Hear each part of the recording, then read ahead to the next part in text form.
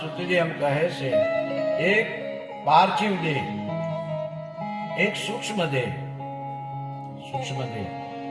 પાર્થિવ દેહનું જે કઈ ક્રિયા છે એ આપણે કરીએ છીએ, એનો પરિવાર કરે હે જે કઈ કરે. મને અમારા પરિવાર સમાધિ, અમુક પરિવારને અગ્નિ સંસ્કાર, જીવનના 4 દાહ કીધા છે. 4: અગ્નિદાહ, સમાધિદાહ, વન અને જળ. અમુક પાર્થિવ શરીરને જળમાં પધરાવી દે, જે જીવાતો એના જીવડાઓ ખાઈ જાય છે, અને અમુક દેહને જંગલમાં નાખી દે છે. એ તો બહાર જાય તો ખબર પડે. આપણે આ બાજુ પરંપરા અગ્નિદાહ અને સમાધિ, સંતોની સમાધિ. દેહ એટલે કઈ ખાસ ધ્યાન રાખો. ખૂબ સત્સંગ કરો, માતા પિતા, ખૂબ સત્સંગ કરો, ખૂબ માળા જપ કરો. તમે સુખી થાવ, તમારો પરિવાર સુખી થાય. દુઃખનું કારણ એ પાપ છે અને સુખનું કારણ એ પુણ્ય છે, એ કથા છે, એ જપ માળા છે. કદાચ પુણ્ય ન કરી શકે તો કાંઈ નહીં, પણ જીવનમાં ક્યારેય કોઈની નિંદા ન કરી.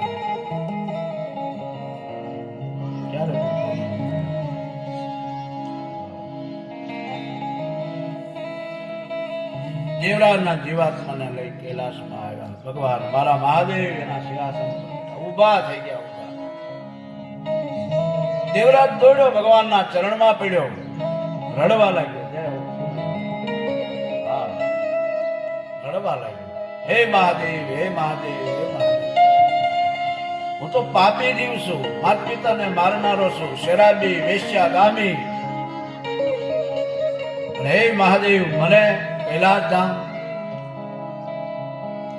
ત્યારે ભગવાન મહાદેવ કહે છે, દેવરાજ સાંભળ, દેવરાજ મને ખબર છે તું પાપી હતો, શરાબી હતો, જુગારી હતો, કારણ કે પરમાત્માને બધી આપણી ખબર છે, બધે આપણને ઈશ્વરને ખબર છે. એ તો આપણને ખબર છે કે આપણને એવું લાગે કે આપણને કોઈ ભાળતું નથી. કોઈને ન ભાળે એને ઈશ્વર જરૂર ભાળે છે. બાપ ઈશ્વર ભાળે છે. આવી જયારે સમજણ થઈ જાય માણસના જીવનમાં કે હું કોઈથી ભલે ન ડરું, પણ મારો ઈશ્વર ઉપર છે, પરમ પિતા ઉપર છે. ભલામણા એનો તો ડર રાખીએ આપણે. એક ગુરુજીના બે શિષ્યને જનાવર આપ્યા, એમ કીધું કે જાઓ આને મારી લાવો.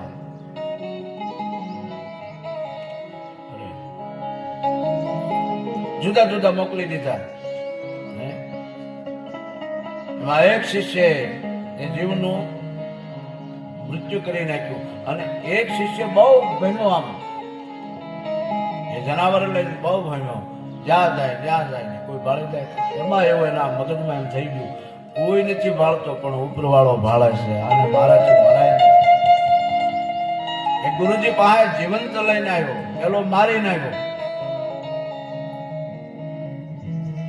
અને ગુરુજીએ પૂછ્યું કે ભાઈ તને કોઈ ભાળતો નતો? નહીં. હે ગુરુદેવ, મને કોઈ નતો ભાળતો. અને તમે કીધું એ પ્રમાણે. અને બીજાને જયારે પૂછ્યું કે ભાઈ તને કોઈ ભાળતું હતું?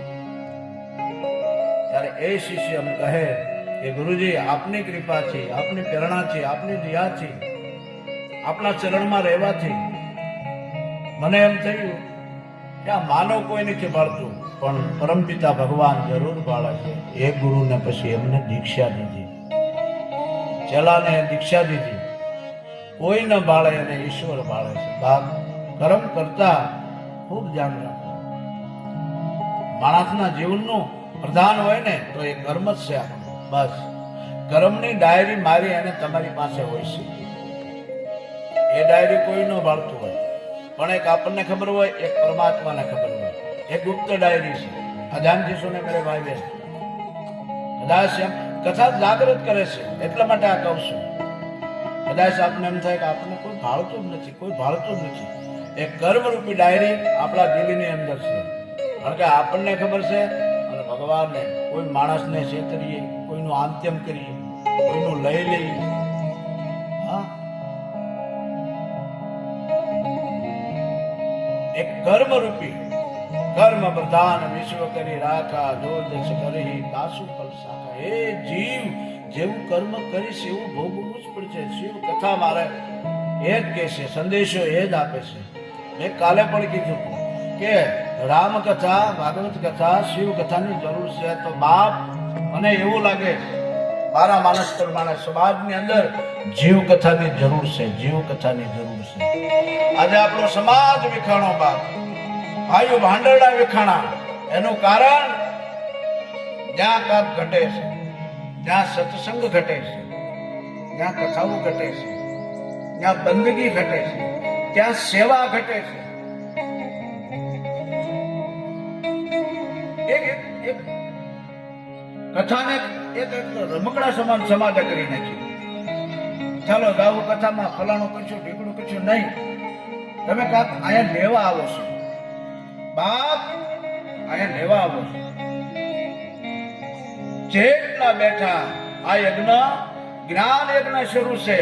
જેટલા મુંડા છે એટલા જ્ઞાનના આ યજ્ઞના કુંડા છે. અહીંથી આહુતિ અપાય છે.